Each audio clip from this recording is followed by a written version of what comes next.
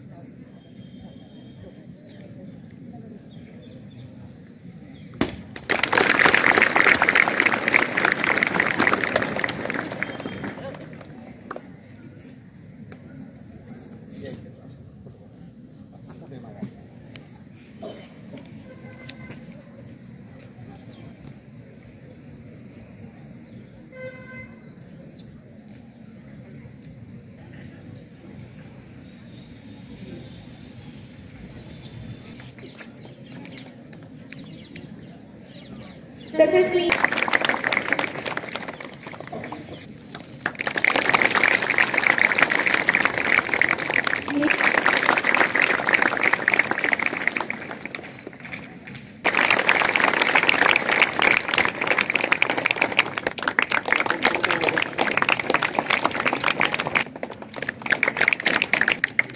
श्रीमती भगवान मॅडम,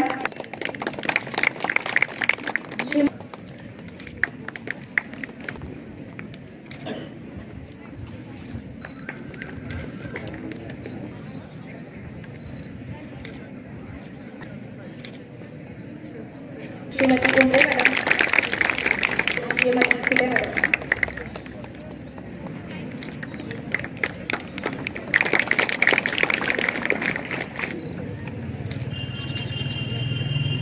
श्रीमती गुंड मॅडम,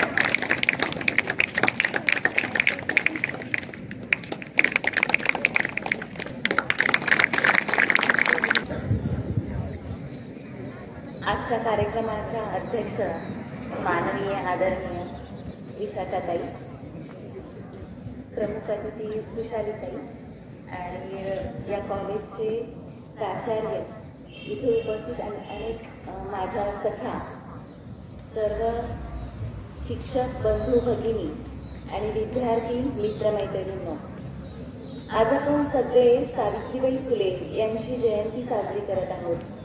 खरं तर ज्या क्षणाला सावित्रीचा जन्म झाला, ज्या क्षणाला ज्योतिबांचा जन्म झाला, त्या क्षणाला उदय झाला होता स्त्री जीवनाच्या नव्या श्वासाला सुद्धा.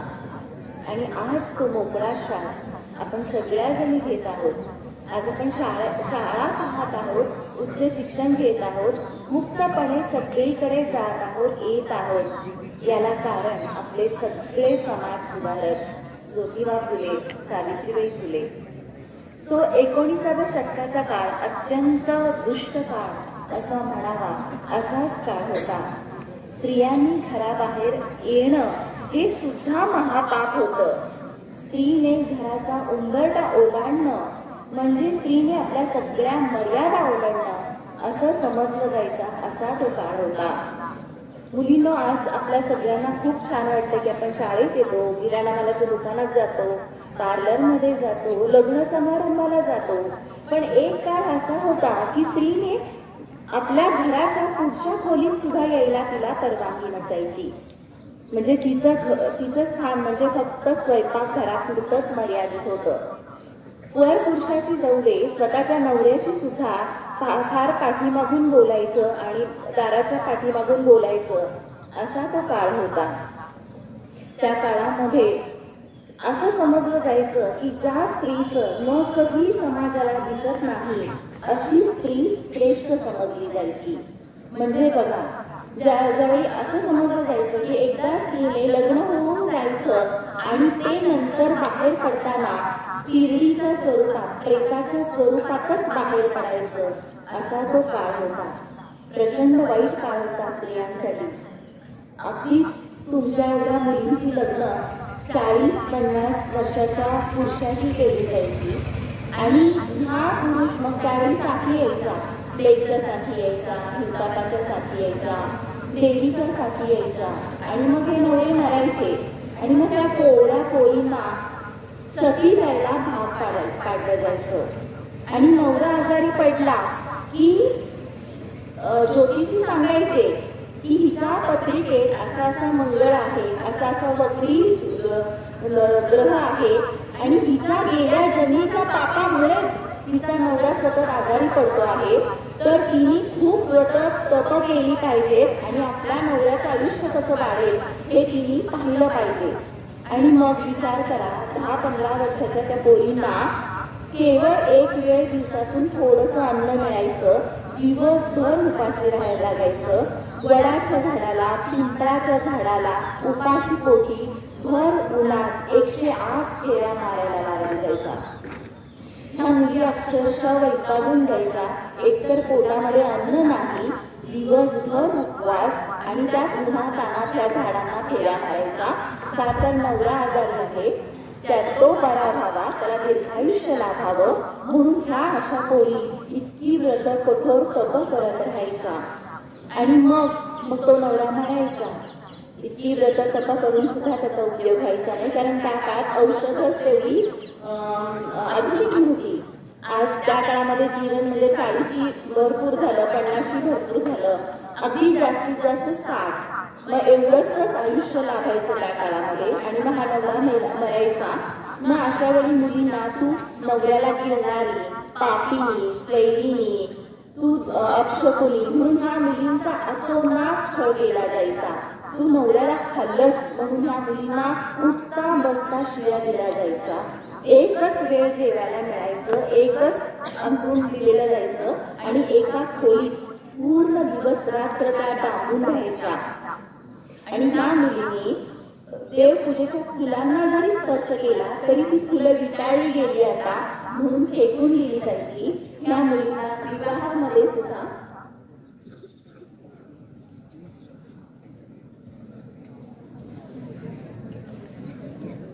ह्या मुलींना विवाहामध्ये लग्नामध्ये सुद्धा प्रवेश दिला जायचा नाही, कारण तर त्या अपशकुनी म्हटल्या जायच्या.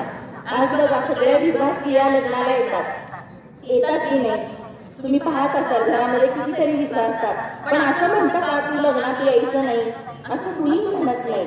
पण त्या काळात विधवा स्त्री म्हणजे ती पापिनी आहे, दुष्ट आहे आणि ती नवऱ्याला घेणारी आहे म्हणून तिचे प्रचंड हाल केले जायचे.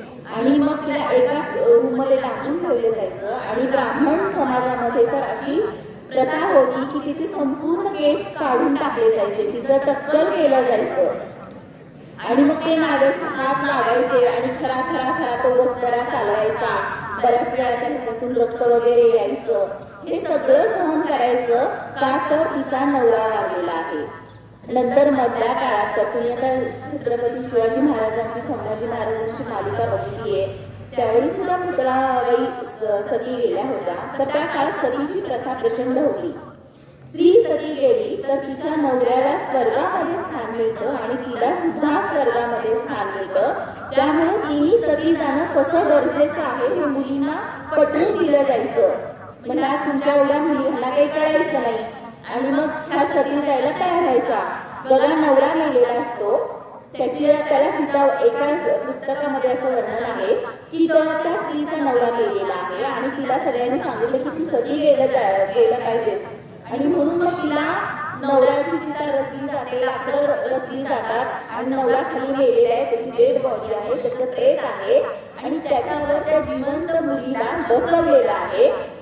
आणि नंतर त्या चितेला अग्नी दिला गेला. मग काय झालं की ती अजान पोरगी आपल्याला एवढासा चटका लागला तरी आपला जीव कळवळतो आणि तिला तर जिवंत जळायचं होतं. आणि मग त्यांनी चिता पेटवली आणि त्या चित्राचा ज्वाला तिला सहन झाला नाही म्हणून ती त्या चितेवर उठली आणि नदीकडे धावत सुटली. त्यावेळी अधर्म झाला, अपशकुन झाला म्हणून धर्म मार्तंडांनी परत तिला चितेवर बसवलं आणि परत ती उठू नये म्हणून लाकडाच्या ओंडक्याने धरलं आणि त्या चितेला अग्नी दिला आणि त्या स्त्रीला जिवंत जाळलं. अशा हजारो स्त्रिया त्या काळामध्ये अशा चितेवर बसून जिवंत जाळल्या जात होत्या. एकट्या पश्चिम बंगालमध्ये वर्षभरात 600 स्त्रियांना अशा प्रकारे सती जायला भाग काढलं होतं. म्हणजे तो काळ किती कठीण होता बघा की नवरा मेला की एकतर तो मरण्यामध्ये तिचा काहीही रोल नसायचा, ती छोटीशी तो मोठा, मग तो कशाने मरायचा, त्याची प्रतिकारशक्ती मनाने कमी झालेली असायची आणि मग तो मरायचा आणि त्याची शिक्षा मात्र स्त्रियांनी भोगायची. आणि मग अशा स्त्रिया घरामध्ये एकट्या असायच्या, मग त्यांचे लीग असायचे, कुणी नातेवाईक असायचे, अशा स्त्रियांवरती कधी कधी अत्याचार केले जायचे. त्यातून त्या गर्भवती व्हायच्या आणि मग ही जन्माला आलेली बाळंपण सोडून केलं जायचं आणि मग ही जन्माला आलेली बाळं त्यांचं गळा आवळून त्यांना फेकून दिलं जायचं. अशी कितीतरी बाळं त्यावेळी कचरा कुंड्यांमध्ये सापडायची. म्हणजे त्या नरड्याला श्रावण वगैरे आपले जो प्रकार होता ना त्या काळात व्हायचा. आणि म्हणून सावित्रीबाई फुलेंनी काय काढलं होतं, एक बाळंपणाचं हॉस्पिटलच काढलं होतं की ज्यांनी कुणीही यावं, ज्या मला अत्याचारित आहे त्यांनी कुणी यावं आणि माझ्या इथे बाळंतीण व्हावं म्हणून ती मुलं मरून देतात आणि सोडून बाळंपणा करताना कधी कधी काय व्हायचं, ह्या मुलींनाच मारून टाकलं जायचं कारण ते पाप बाहेर येईल म्हणून.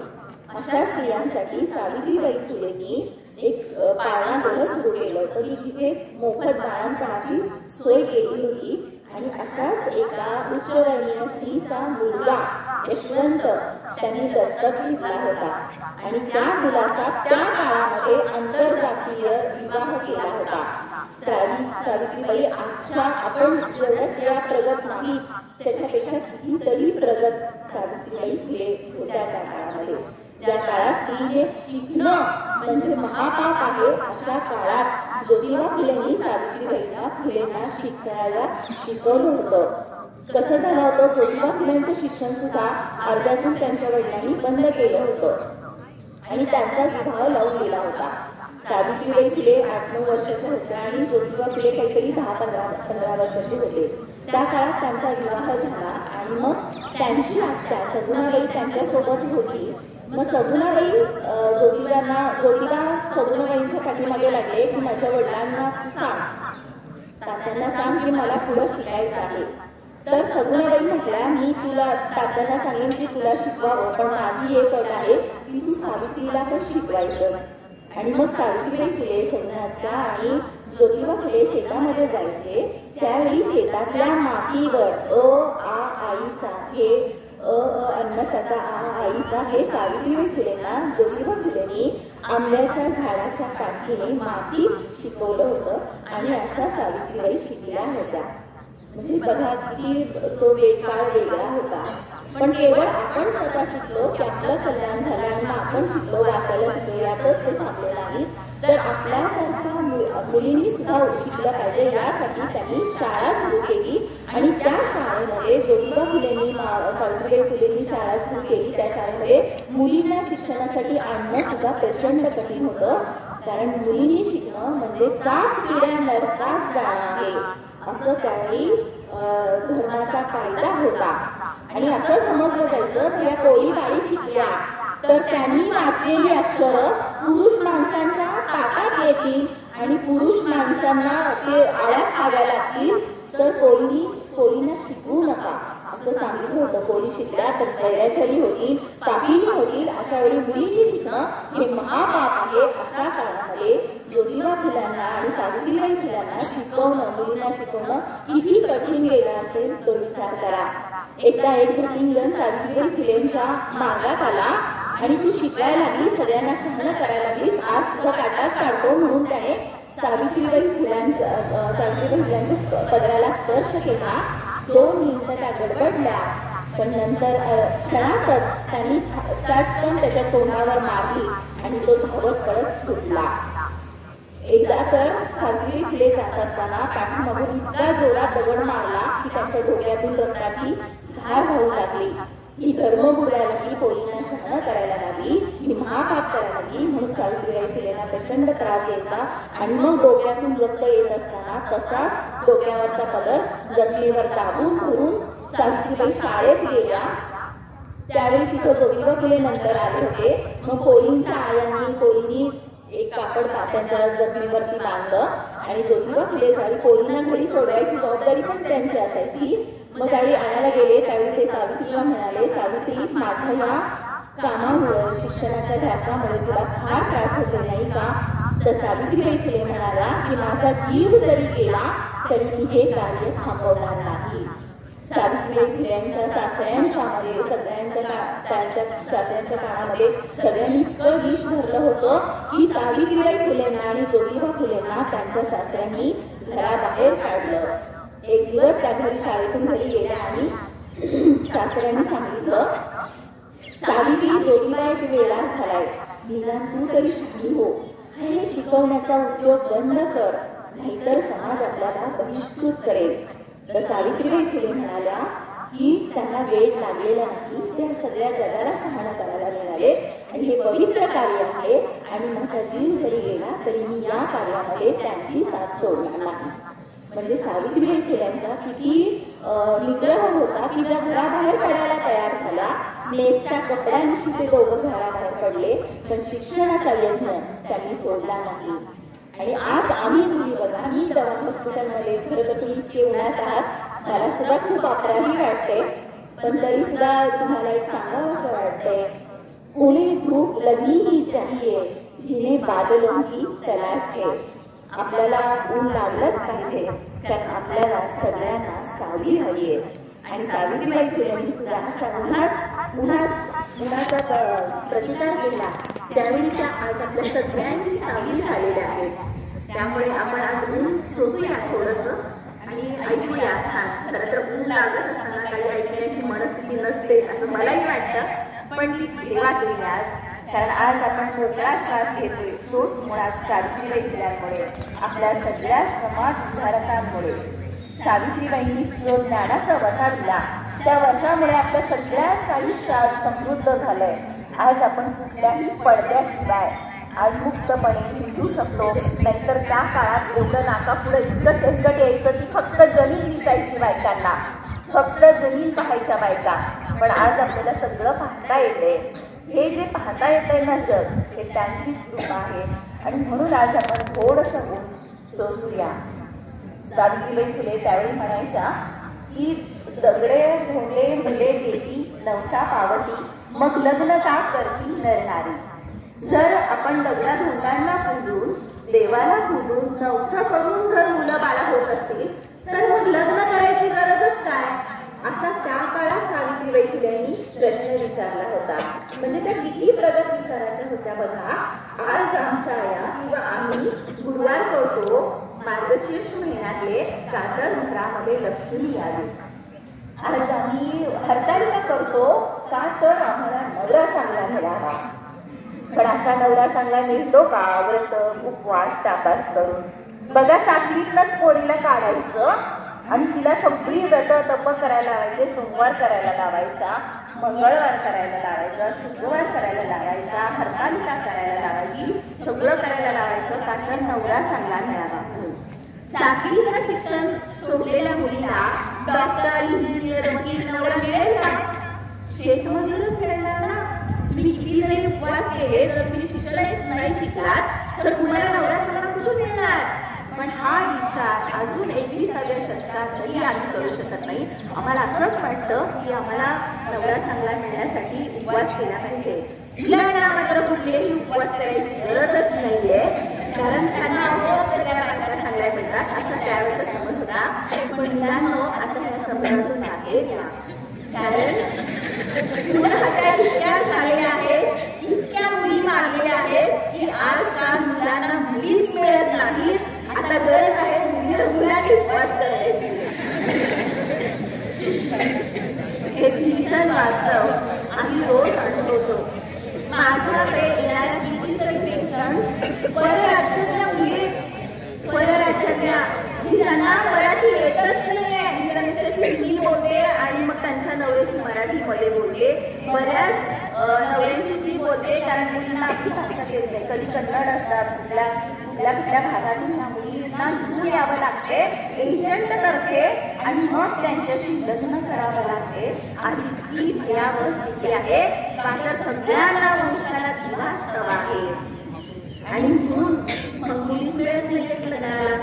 म्हणजे अजून आपला समाज यातूनच बाहेर पडत नाहीये की वंशाला दिवा पाहिजे का तर वंशाच्या दिव्याने मरताना पाणी पाजलं तर स्वर्गात जागा मिळते. स्वर्ग तुम्ही बघितलाय बघा. आपण सूर्याचा अंतरंगाचा अभ्यास करतोय, मंगळावर जातोय, प्रत्येक ग्रहाचा अभ्यास करतोय. म्हणजे अंतराळात आपली अजून सुनीता आहे, सुनीता विलियम्स अजून अंतराळात आहे. कित्येक महिने झाले, 6-7 महिने झाले. तिला दिसणार असेल का स्वर्ग? स्वर्ग जर आकाशात आहे तर स्वर्गाचा शोध का नाही लागला? आणि आमच्या बायका अजूनही स्वर्गात जागा मिळाली म्हणून इतक्या 1 तासभर माळ ओढत बसतायत का तर स्वर्गात जागा पाहिजे.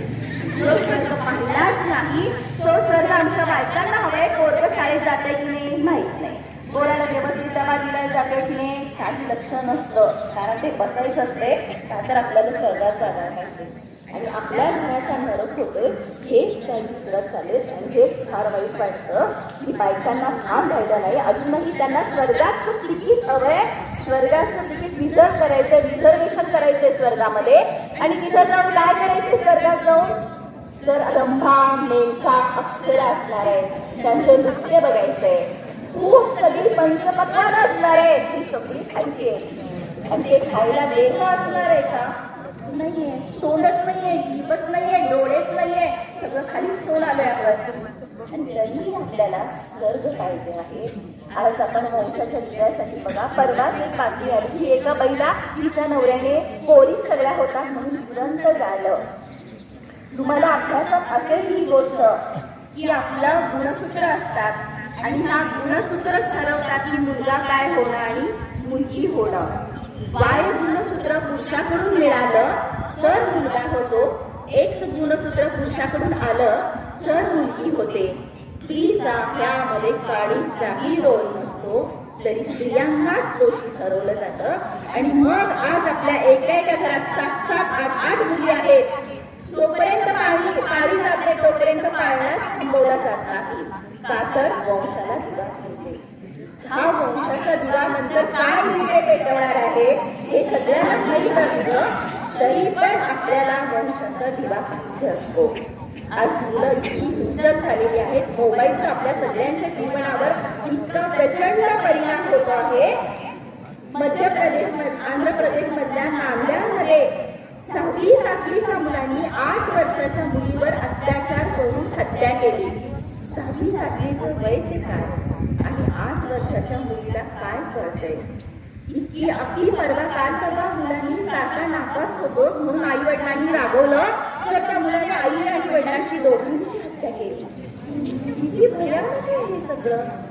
9वीचा मुलगा आईसाठी अभ्यासासाठी मागं लागते म्हणून तिचा आरामात खून करतो आणि ज्यावेळी त्याला कोर्टात उभं केलं जातं त्यावेळी त्याच्या चेहऱ्यावर एकही पश्चातापाची रेषा उठत नाहीये.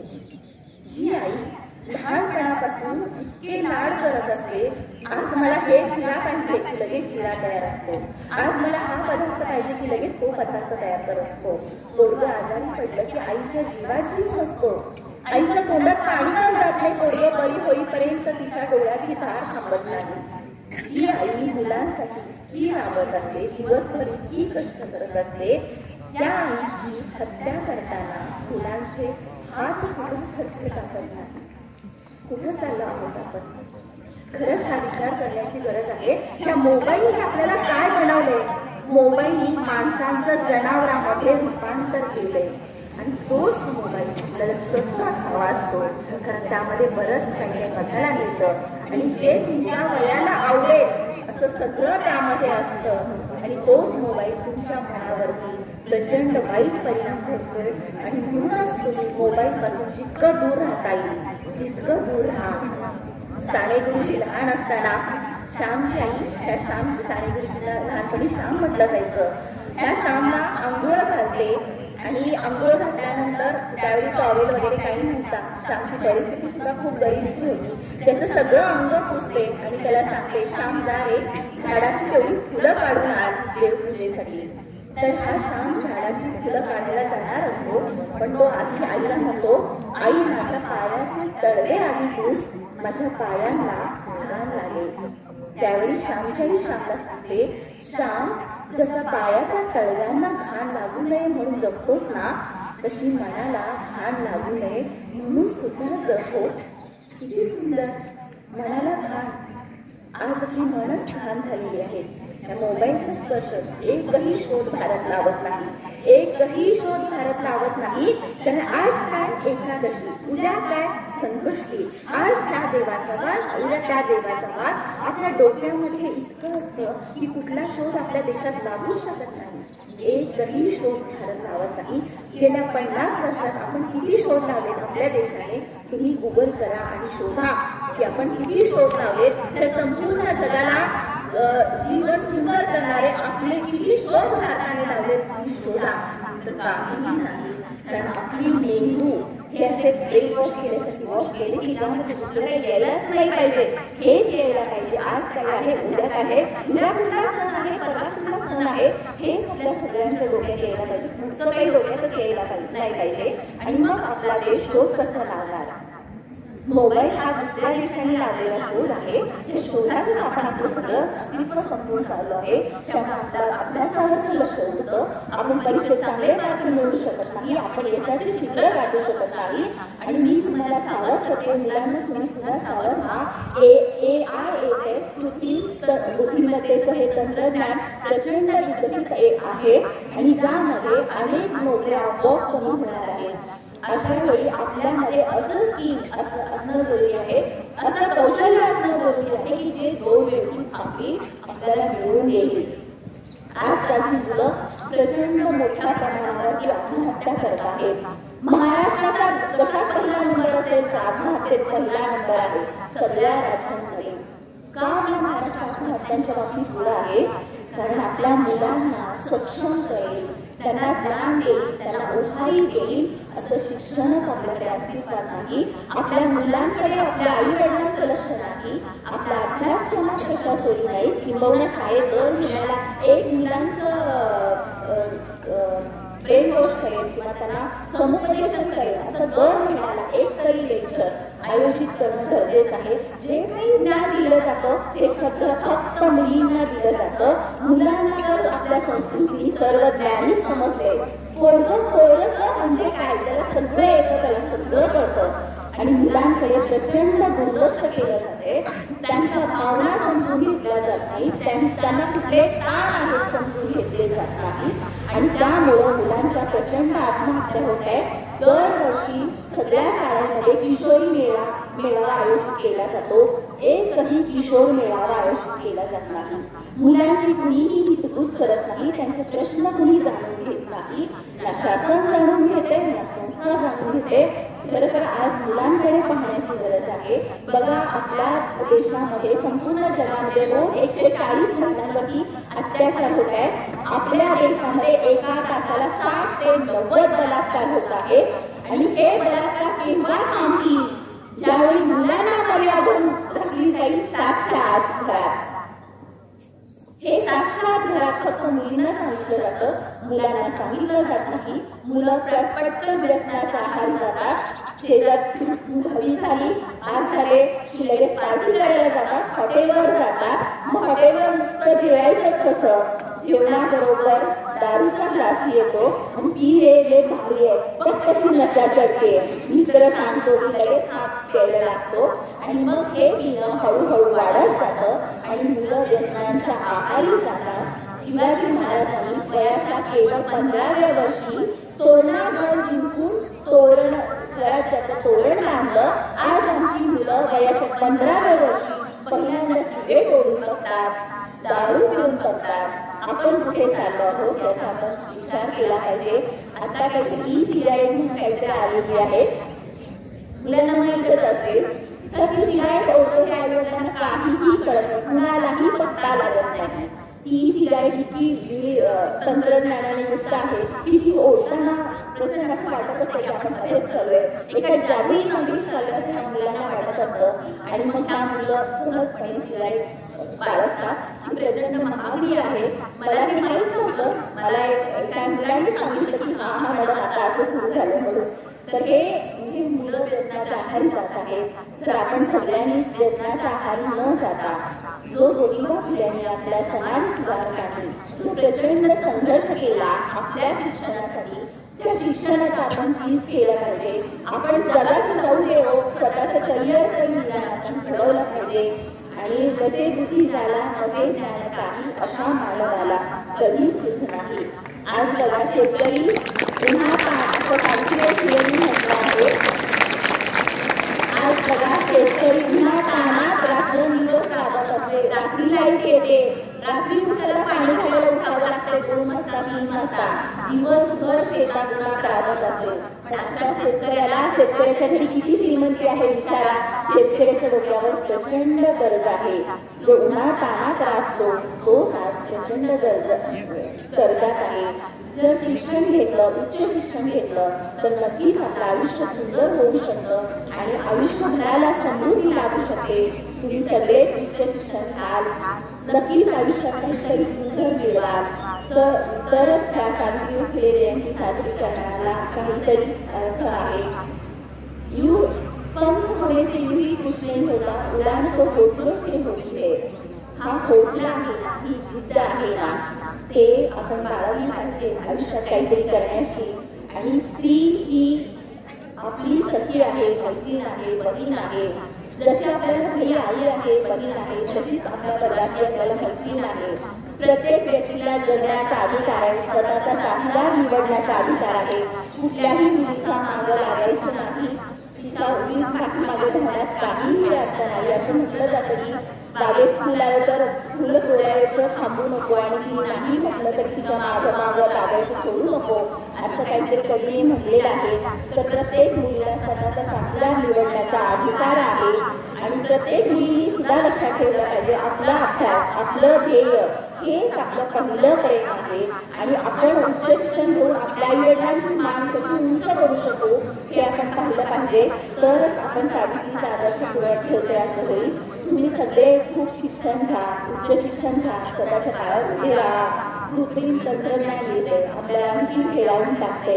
सावध व्हा, इतकंच सांगते आणि आपल्या सगळ्यांसाठी निरोप घेते. धन्यवाद.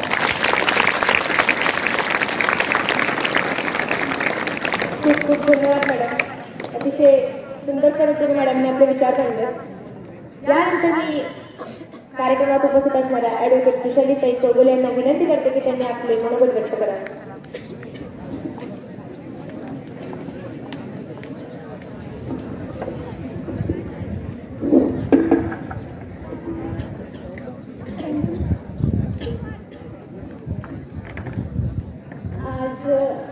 आजच्या कार्यक्रमासाठी उपस्थित होत्या अध्यक्षा आदरणीय ताई, स्मिता पाटील मॅडम, माने मॅडम, त्याचप्रमाणे आपले प्राचार्य ढोले सर, चोपडे सर आणि सर्व शिक्षक वृंद, शिक्षकेतर कर्मचारी आणि तुम्ही सर्व विद्यार्थी मित्र आणि मैत्रिणींना.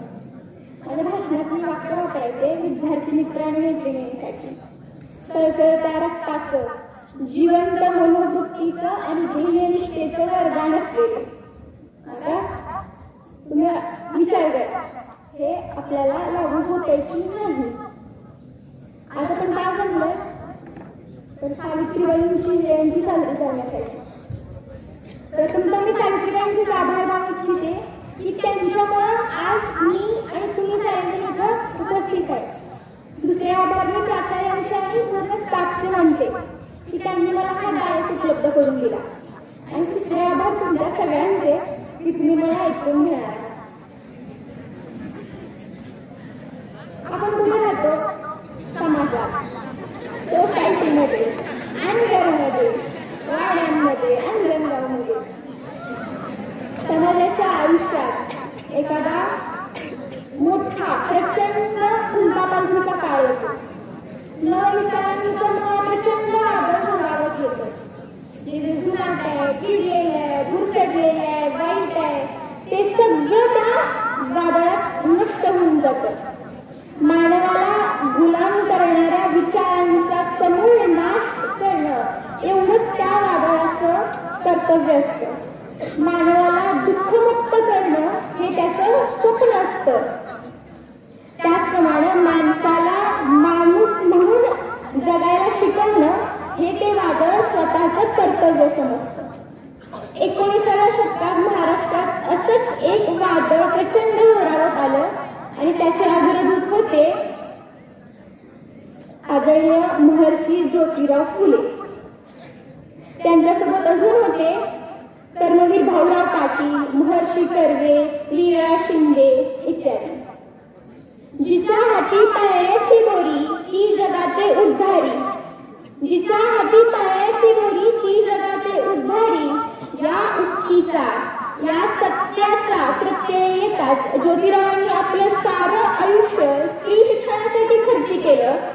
आणि त्याची फलश्रुती म्हणजे तुम्ही आणि आम्ही, ही शाळा, इथं बोलणारी ही, मंचावर उपस्थित सर्व आपल्या शिक्षिका आणि तुम्ही शिकणाऱ्या विद्यार्थिनी सुद्धा.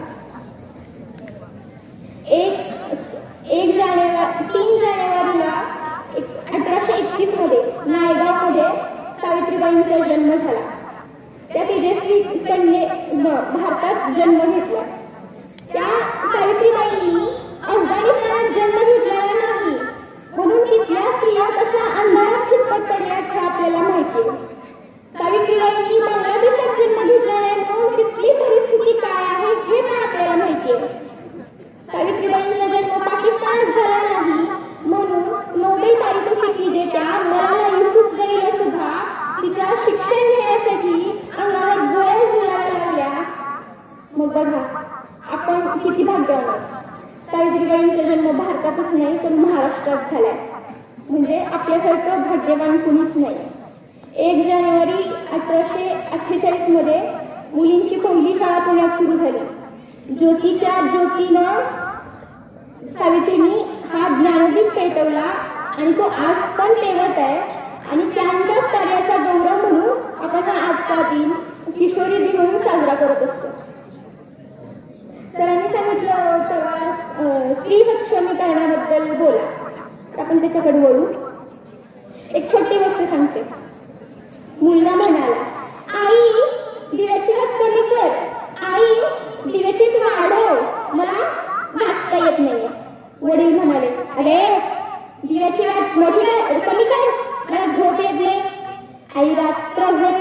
त्याच्यात कमी जास्त कळत राहिली आणि आयुष्यभर दोघांमध्येच जळत राहिली. हे काय होतं, पूर्वीच्या स्त्रीचं आयुष्य होतं. तिचं आयुष्य म्हणजे फक्त चूल आणि मूल, डोक्यावरचा पदर पडला नाही पाहिजे किंवा भाजीत मीठ कमी जास्त असलं नाही पाहिजे. तिचं आयुष्य म्हणजे फक्त घराच्या उंबरट्या एक गुलामगिरीचं जीवन जगत होती, 4 भिंतीच्या आत. महाभारताच्या इतिहासापासून आपल्याला स्त्रियांची वाताहत पाहायला मिळते. अगदी द्रौपदीला सुद्धा तिच्या पतींनी गावावर लावलं होतं. पुरुष मनोरंजनासाठी स्त्रियाला नाचावं लागत होतं. स्त्रियांना स्वतःच्या मनाप्रमाणे कुठली गोष्ट करायचं स्वातंत्र्य नव्हतं. त्या बंदिस्त जीवन जगत होत्या. विधवा स्त्री असेल तर त्याहून बिकट परिस्थिती. हे सर्व कशामुळं, पुरुष प्रधान संस्कृतीचा जो काही पायारोला गेला होता पूर्वी, त्यामुळं, त्या पुरुष प्रधान संस्कृतीमुळं पुरुष स्वतःला सुपेरियर समजायचे आणि महिलांना इन्फेरियर. त्याच्यामुळे अनेक इव्हिल प्रॅक्टिसेस चालू झाल्या, चुकीचे रूढी.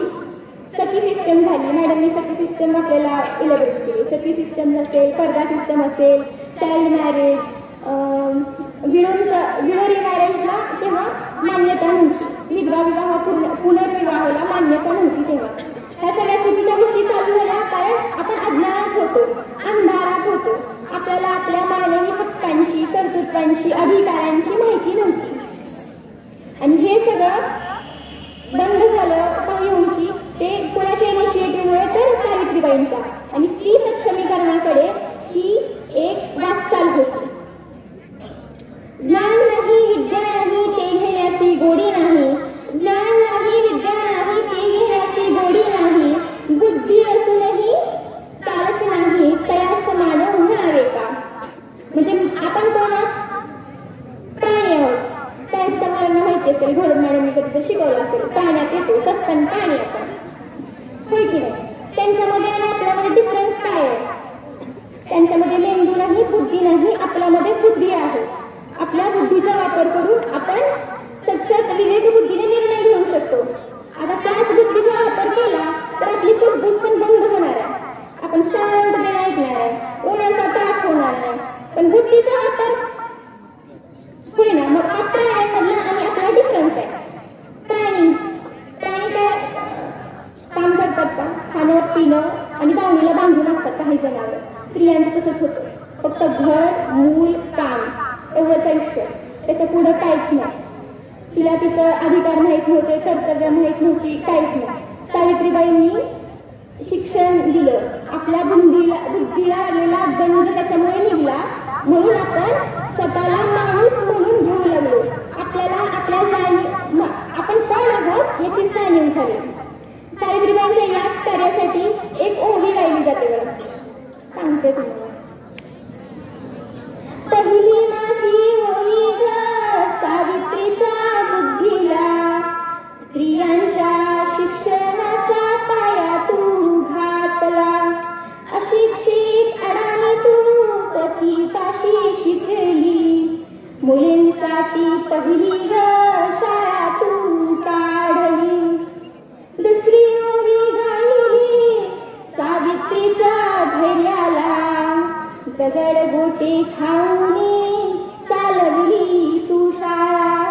दगड गोटे खाऊनी चालवली तू शाळा. महिला सक्षमीकरण म्हणजे काय बरं. महिलांना स्वतःचा निर्णय स्वतः घेता यावा, तिच्याकडे असणाऱ्या तिच्या मानवी अधिकार, ह्युमन राईट्सची माहिती व्हावी, जाणीव व्हावी, त्यासाठी केलेले प्रयत्न म्हणजे स्त्री सक्षमीकरण, महिला सक्षमीकरण. याची गरज का पडली, कारण आपल्याकडे ज्या गोष्टी होत्या त्याची आपल्याला जाणीव नव्हती. आपण प्रत्येक गोष्ट करण्यासाठी एबल होतो, कॅपेबल होतो, पण आपल्या बुद्धीला चढलेला गंज किंवा कुणीतरी काही गोष्टींचं बंबार्डिंग करून तो गंज कसाच ठेवला होता किंवा वाढवला होता आणि ते काढण्याचं काम केलं सावित्रीबाईंनी. म्हणून स्त्री सक्षमीकरणाकडे हे एक पाऊल आहे. स्त्री सक्षमीकरण म्हणजे काय बरं, स्वाभिमान, सन्मान आणि आदर, हे म्हणजे स्त्री सक्षमीकरण. म्हणजे स्त्री कोणावर डिपेंड नाही, मुलगा, नवरा, वडील यांच्यावर डिपेंड नाही. ती स्वाभिमानाने शक्य आहे, ती तिला समाजामध्ये आदर आहेत. म्हणजे हे स्त्री सक्षमीकरणाचं एक उदाहरण आहे. आजची स्त्री सक्षम आहे. नंतर काय होतं की वर्क लाईफ बॅलन्स करणं, घराच्या बाहेर आणि घराच्या आतमध्ये तू तुझी दोन्ही कामं करू शकते याची जाणीव स्त्रीला करून देणं म्हणजे स्त्री सक्षमीकरण. मॅडम असतील, भोलक मॅडम असतील, सगळ्या शिक्षिका पण त्या दोघींना मी जवळ ओळखते. त्यांनी त्यांचं घर आणि त्यांचं वर्क लाईफ, अभ्यास सगळ्या गोष्टी मॅनेज केल्या, त्या बॅलन्स करू शकल्या. सगळ्या स्त्रिया करू शकतात पण त्यांना ती जाणीव नाही. मग ही जाणीव करून देणं म्हणजे स्त्री सक्षमीकरण. त्याचप्रमाणे इक्वल राईट टू एज्युकेशन, माणसांच्या मुलांच्या प्रमाणात तिला पण शिक्षण देणं. फक्त स्त्री शिक्षण देणं नाही. आज आपल्याकडे काय होतं, मुलींना शिक्षण दिलं जातं पण तिला माहित नाही आहे तुला पुढे जाऊन काहीतरी करायचंय, तुला सावित्री व्हायचंय, फौजदारी वारसा चालवायचंय, हे तिला माहितच नाही. तिचं फक्त 12वी पर्यंत शिक, मुलांना शिकवशील, चांगला नवरा मिळेल एवढ्या उद्देशाने ग्रॅज्युएशनपर्यंत कसं तरी ती कम्प्लीट करते. पण काहीतरी व्यावसायिक शिक्षण घेत नाही, काही गोल ठेवत नाही, काहीतरी एम ठेवत नाही. मग ह्या शिक्षणाला काही अर्थ नाही. म्हणजे ती शिक्षण घेते पण ती शिक्षण कशासाठी हवं आहे याची जाणीव तिला करून देणं म्हणजे स्त्री सक्षमीकरण. Equal pay for equal work. ती पुरुषांच्या सोबतीनं काम करू शकते, तेवढंच तिला वेतन, तेवढंच मानधन पण ती डिझर्व करते हे तिला सांगणं म्हणजे स्त्री सक्षमीकरण. हे आपण पाहिलं स्त्री सक्षमीकरण म्हणजे काय, तर याची गरज काय आहे.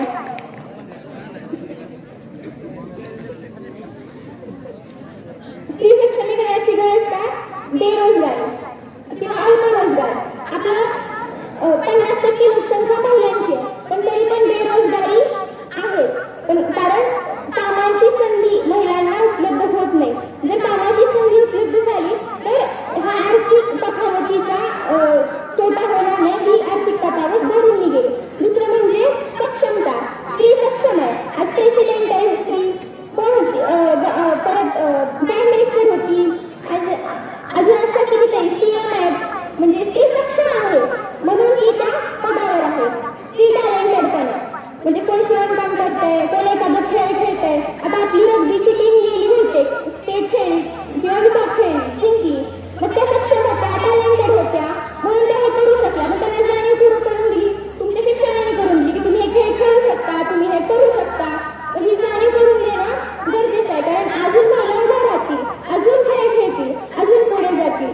परत पॉवर्टी रिडक्शन म्हणजे जर एखाद्या कुटुंबाचे डिमांड फुलफिल होत नाही त्या एका पुरुषाच्या कमाईवर, तर स्त्री पण कमाई करून त्या कुटुंबाला हातभार लावू शकते, सेविंग करू शकते. त्या सेविंगमधून पुढे एखादा दुसरा बिझनेस येईल, काय येईल.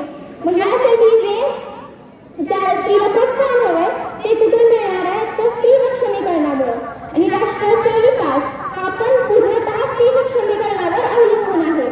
कारण स्त्रिया शिकल्यात, प्रगती केली आहे, परंतु ते काय करायचं आहे, कुठे त्याचा उपयोग करायचा आहे याची जाणीव त्यांना नाही. आणि ते करून दिलं तर आपण पुढे जाऊ शकतो. आता स्त्री आणि पुरुष त्यांच्यामध्ये भेदभाव न करता इक्वल शिक्षण दिलं त्यामुळे हे आपल्याला सक्षमीकरणाकडे गेलो. आपल्याला प्राग माहिती आहे, जो चेस ऑलिम्पियाड जिंकला ग्रँड मास्टर, त्याची बहीण पण वैशाली पण जिंकली. जर त्या दोघांना भावंडांना इक्वल शिक्षण दिलं नसतं त्याच्या आईवडिलांनी, चेसचे ट्रेनिंग दिलं नसतं तर त्यांनी भारतासाठी मेडल आणलीच नसते. मग हे कशामुळे शक्य आहे, तर स्त्री सक्षमीकरणामुळं आणि शिक्षणामुळं. या सगळ्यासाठी आपल्याला इनिशिएटिव्ह घ्यावं लागणार आहे. कुणीही येणार नाही, मी म्हणणार नाही चल तू उठ आणि तुझं सक्षमीकरण करू. मला कोणी हाताला धरणार नाही आणि दुसरी चल तुझं स्त्री सक्षमीकरण करू. त्याच्यासाठी इनिशिएटिव्ह मलाच घ्यायचा आहे, काम मलाच करायचं आहे, अभ्यास मलाच करायचा आहे, पण जाणीव मला करून द्यायची. मी ते डायरेक्टर बोलते, माझ्या शिक्षकांनी, माझ्या आईने मला जाणीव करून दिली नसती. ढोले सर असतील, गाडे सर असतील, माने मॅडम असतील, खराब सर असतील, ह्यांनी जर सांगितलं नसतं उशाली तू वक्तृत्व स्पर्धा करू शकते, तू जिंकू शकते, ते मला घेऊन गेले नसते कुठं स्पर्धेला, तर मी आज उभारू शकले असते का, बोलू शकले असते का. माझं करिअर ॲडव्होकसीमध्ये तुमचं बोलण्याचं स्किल उपयोगात येतं, ते मी करू शकले असते का, नसते. कारण मला ती जाणीव नव्हती. संस्कार प्रत्येकामध्ये जन्मजात असतो, फक्त त्याला पालन पोषण दिलं पाहिजे, पाळणा दिली पाहिजे, तर ते संस्कार पुढे कार्यात येतात. ही जाणीव मला माझ्या शिक्षकांनी करून दिली म्हणून मी इथे आहे. सावित्रीबाईंना ती जाणीव होती म्हणून त्यांनी इनिशिएटिव्ह सांगितलं. सावित्रीबाईंची जयंती साजरी करणं हे कशासाठी आपण करतो तर आपल्याला जाणीव व्हावी प्रत्येक गोष्टीची म्हणून. आणि या कार्याचं फलित म्हणून मी आज तुम्हाला 2-3 इनिशिएटिव्ह सांगते. करायचे असले करा किंवा नाही गेलं तरी चालेल. काय करायचंय, आपल्या मुलांची ठराविक कामं असतात आणि मुलींची ठराविक कामं असतात. माझ्या घरी मी आणि माझा छोटा भाऊ आम्ही ठराविक कामं करतो. मी झाडू मारते, कपडे फोल्ड करते, भांडी लावते. माझा भाऊ काय करतो, गेट लॉक करणं, गाड्या घरात घेणं किंवा दळण आणणं, बँकेची कामं हे तो करतो. कधीतरी रोल चेंज करायचा. कधीतरी त्या भावाची कामं तुम्ही करायची, बहिणींची कामं भावांनी करायची. लाज वाटू द्यायची नाही, आईला मदत करायची. अजून अभ्यास करायचा. आपण कुठे तुम्ही पडतोय काय याचा विचार करायचा. तर हे एक इनिशिएटिव्ह. दुसरं इनिशिएटिव्ह काय, स्त्री सक्षमीकरणाची गरज. मी आपल्या शाळेत होतच गोष्टी. मी माझ्या कॉलेजमध्ये एकदाच मीरा बोरवणकर आल्या होत्या, एकदा एक जस्टिस आल्या होत्या, त्या फिमेल होत्या. त्याच्यानंतर कुठल्याच मोठ्या कार्यक्रमाला महिला उपस्थित झाल्या नाहीत, उच्चपदस्थ. ते उपस्थित त्यांना आणणं, आता आपल्या अण्णांची जयंती वगैरे असतो, मोठा प्रोग्राम असतो, तेव्हा कुठला मेल स्पीकर नसता आणि फिमेल स्पीकरला बोलवलं तर ते हे एक इनिशिएटिव्ह आहे. कशासाठी, स्त्री सक्षमीकरणासाठी आपल्याकडून. अजून एक इनिशिएटिव्ह सांगते. आता माझी बहीण 7वीला शिकते, तिला उपक्रम आहे काहीतरी बोलताचा पेपरमधला कापाचं पात्र आणि ते चिकटवायचं आणि त्याच्यावर लिहायचं काहीतरी माहिती वगैरे. तिने काय केलं, चाप्टरपणा मागच्या उपक्रमाचे काढलंय पात्र, ते चिकटवलंय. उपक्रमाचा उद्दिष्ट सुपर संपूर्ण झाला का गेला वाया, ह्याचा उपयोग होत नाही. आता तुम्हाला सांगते, जे काही कॉन्स्टिट्यूशन प्रोव्हिजन्स आहेत, जे काही कायदे आहेत, जे महिला सक्षमीकरणासाठी आहेत, ज्या काही अजून प्रोव्हिजन आहेत, UDHRचे नियम आहेत, गाईडलाईन्स आहेत, ह्या सगळ्याचा तुम्ही अभ्यास करायचा.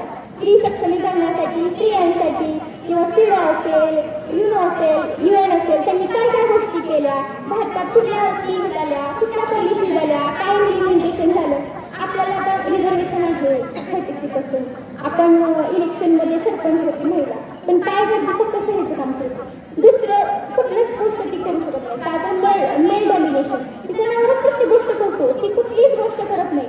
त्याची जाणीव तिला करून देणं, हे अभ्यास करणं. तुमच्या हुशार कोण काय, हुशार असलेल्या हातवर काय फक्त हुशार नाही, एक पण नाही तुमचं. त्या हुशार मुलांनी उपक्रम करून बघा, काय काय गरजेचं आहे, काय नाही, ह्याचा अभ्यास करून बघा. तुम्हाला प्रोव्हिजन सांगितलं तुमच्या लक्षात पण येणार नाही, त्यामुळे तुम्ही ते अभ्यास करा. शेवटी जाता जाता एकच सांगते, न चाले आंबा कमजोरी, न चाले आंबा शिरवरी, न चाले आंबा कमजोरी, न चाले आंबा शिरवरी, आम्ही तर देशाचा कारभारी, देऊ उभारी, घेऊ भरारी. सावित्रीच्या आम्ही लेकी, जगरहाटीला चालवू डोकी, टाकू आधीच डलू करारी, देऊ उभारी, घेऊ भरारी, देऊ उभारी, घेऊ भरारी. थँक्यू. सर्वांचे आभार. मला एवढं उन्हात पण तुम्ही ऐकून घेतलं. Thank you so much. खूप खूप धन्यवाद विशालीताई. असं आपण मोटिवेशनल क्लास सगळ्यांनी डिझर्व करतो.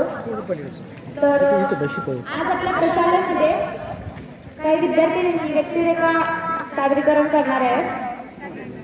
सावित्रीबाई फुले यांची व्यक्तिरेखा सादर करते जान्हवी धोडकर.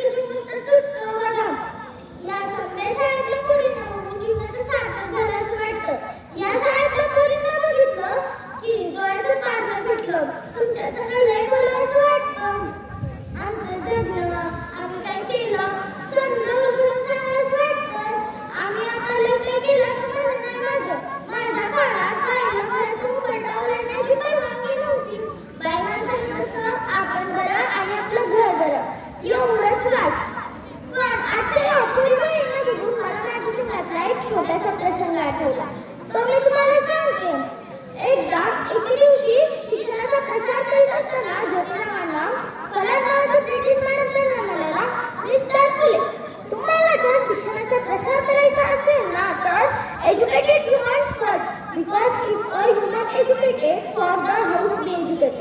पण तुम्ही तर येऊनच ना घराच्या बाहेर निघू देत नाही.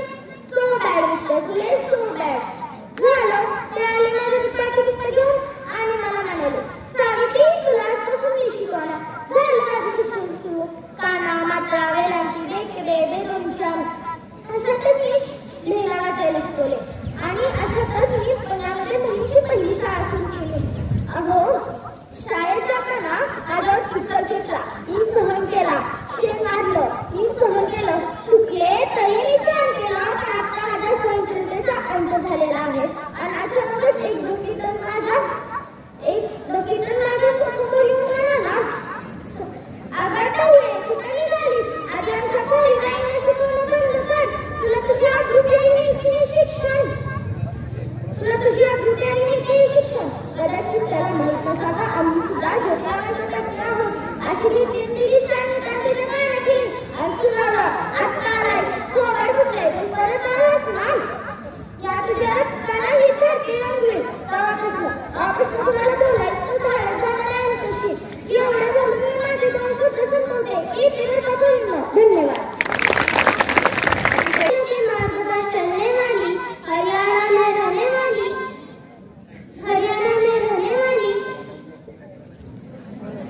मैं मनु भागवत. धन्यवाद. विजू नका जगायला शिका, विजू नका जगायला शिका. धन्यवाद.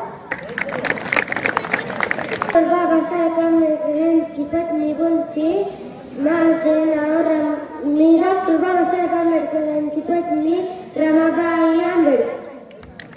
भारताचं नाव रोशन करणारी मी भारताची पहिली अंतराळवीर कल्पना चावला. चौमापुटी सन 57 में वो तलवार पुरानी थी. चौमापुटी सन 57 में वो तलवार पुरानी थी.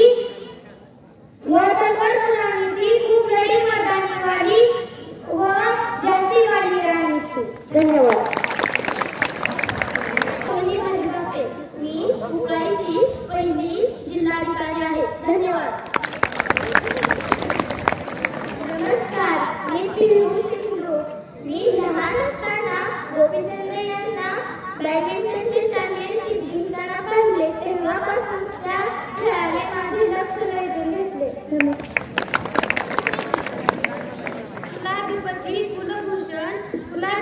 कुलभूषण गडाधिपती मराठी भूषण असणाऱ्या आमच्या आबासाहेबांचा विजय असो. ज्यांना आपण शिवराय म्हणतात त्या छत्रपती शिवाजी महाराज यांच्या आम्ही सुनबाई व छत्रपती संभाजी महाराज यांच्या महाराणी. नमस्कार, मी भारताची राष्ट्रपती द्रौपदी मुर्मू देशातील सर्वात उच्च पदावर मी विराजमान झालेले आहे.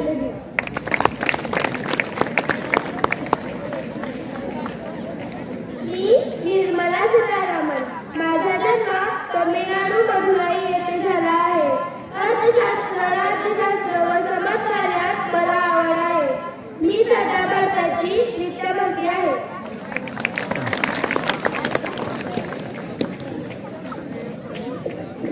नमस्कार, मी वैनाबाई चौधरी. मी मराठी कवयित्री आहे. धन्यवाद.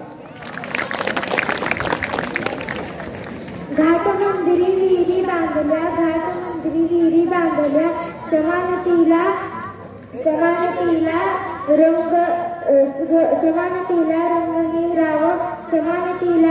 निराव अहिल्याबाई होळकर तिचे नाव. हेलो, मैं हूँ इस देश की सबसे बड़ी टेनिस खिलाड़ी. आत्मविश्वास और जुनून को इस कदर बढ़ाओ, खुद को इस दुनिया का सबसे बेहतरीन खिलाड़ी बनाओ.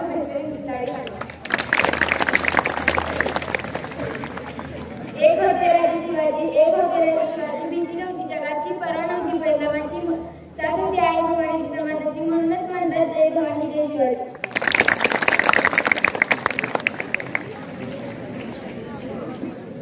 आज जिच्यामुळे मी आहे इथे उभी ती म्हणजे सावित्रीबाई फुले. जयंतीनिमित्ताने मी अभिवादन करते. अंगणातील तुळस गोट्यातली गाय, घरातली मान त्या वाकडी नजर टाकली तर तडफेड केली जाणार नाही, वकिलीला जटाची तडफेड केली जाणार नाही. जिजाऊंना मानाचा मुजरा, मानाचा मुजरा.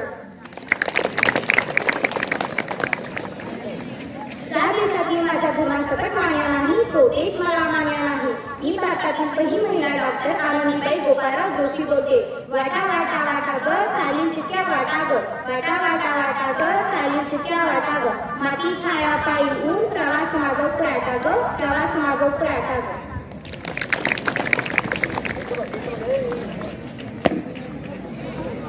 भारतीय पोलीस दलातील पहिली IPS अधिकारी मी किरण बेदी.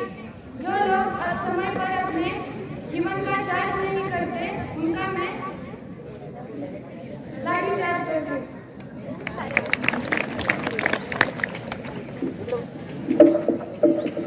चंद्रदासन जिसकी केली देशाची प्रगती, आर्यन म्हणून पत्र साऱ्या जगाची. मी भारताची पहिली पंतप्रधान इंदिरा गांधी.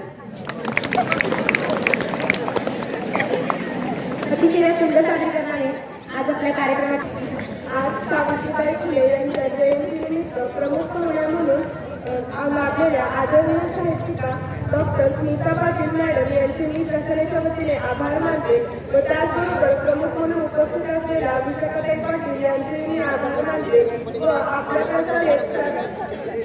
प्रशालेचे शिक्षण घेतलेल्या आपल्या प्रशालेची माजी विद्यार्थिनी विशाली चौगुले यांचे मी आभार मानते व या कार्यक्रमासाठी उपस्थित असलेले आदरणीय मुख्याध्यापक श्री ढोले सर, उपमुख्याध्यापक श्री चोपडे सर, पर्यवेक्षक श्री खरात सर व सर्व शिक्षक शिक्षिका व माने मॅडम व इथे जमलेल्या सर्व माझे विद्यार्थी मित्रांनो या सर्वांचा आभार मानते असे मी जाहीर करते.